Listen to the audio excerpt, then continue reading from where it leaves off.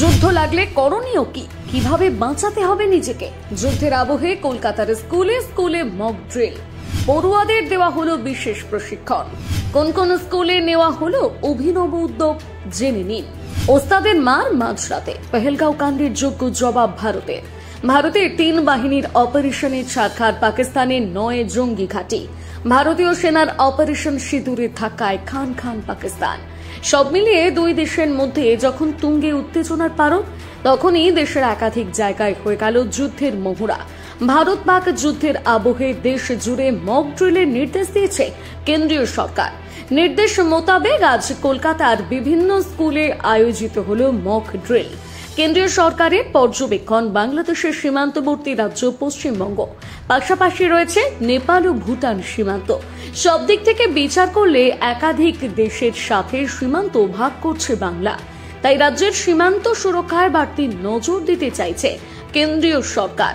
পাশাপাশি কেন্দ্রের তরফে সংবেদনশীল এলাকা চিহ্নিত করার নির্দেশও দেওয়া হয়েছে রাজ্যকে। কাশ্মীরের পেহেলগাঁও জঙ্গি হামলায় প্রাণ যায় 26 জন নিরীহ পর্যটকের। বেছে বেছে হিন্দু ধর্মাবলম্বীদের চিহ্নিত করে বর্বরচিত হত্যালীলা চালায় পাক জঙ্গিরা। এই ঘটনার পর ভারত যে হাত গুটিয়ে বসে থাকবে না তা পরিষ্কার ছিল প্রথম থেকে। পেহেলগাঁও কাণ্ডের প্রেক্ষিতে তড়িঘড়ি সিন্ধু জল বন্টন চুক্তি স্থগিতের সিদ্ধান্ত নেয় ভারত।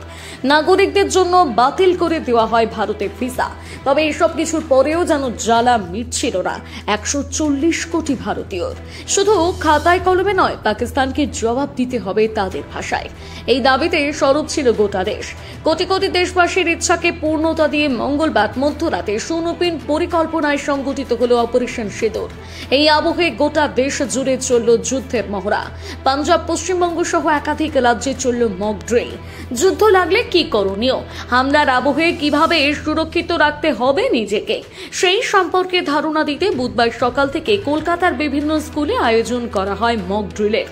রবিবারকে দিল্লি পাবলিক স্কুলে চলল যুদ্ধের মহড়া।